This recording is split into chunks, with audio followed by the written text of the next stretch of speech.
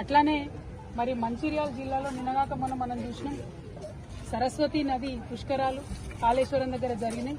ఇదే మంచిర్యాలకు ఎంపీగా ఉన్నటువంటి వంశీ గారు కాంగ్రెస్ పార్టీ యొక్క దళిత వ్యతిరేక వైఖరిని ఎండగడుతూ మరి వారు చెప్పడం జరిగింది, మమ్మల్ని ఇన్వైట్ చేయలేదు సరస్వతి పుష్కరాలకు. నేను బాధపడ్డా. ధనం కన్నా పదవి కన్నా కులం గొప్పది ఈ సమాజంలో, నాకు చాలా అవమానం జరిగిందని వారు చెప్పడం జరిగింది. కాంగ్రెస్ పార్టీ రేవంత్ రెడ్డి గారు యాదగిరి గుట్టలో కూడా అదే చేసిండ్రు. రేవంత్ రెడ్డి గారి కుటుంబ సభ్యులంతా కూడా పైన ఆసనాలలో కూర్చొని దళితుడు అయినటువంటి డిప్యూటీ సీఎం బట్టి విక్రమార్క గారిని కింది ఆసనాల్లో కూర్చోబెట్టి అవమానించినటువంటి దారుణమైన సంస్కృతి రేవంత్ రెడ్డి గారిది, కాంగ్రెస్ పార్టీ.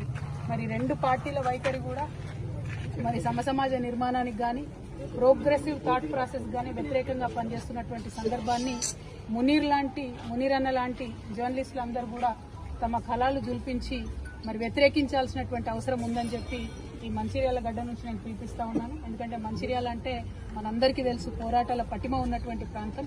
మరి ఇక్కడ ఉండేటటువంటి వారందరం కూడా నిర్బంధంగా ఖండించాల్సినటువంటి రెండు చర్యలను కూడా ఈ సందర్భంగా గుర్తు చేసుకుంటూ మరి మునీర్ అన్న ఆత్మకు శాంతి కలగాలని మనస్ఫూర్తిగా కోరుకుంటూ వారి కుటుంబ సభ్యులకి మరొకసారి ప్రగాఢంగా నా యొక్క సానుభూతిని నేను తెలియజేస్తున్నాను. Thank you. జై తెలంగాణ.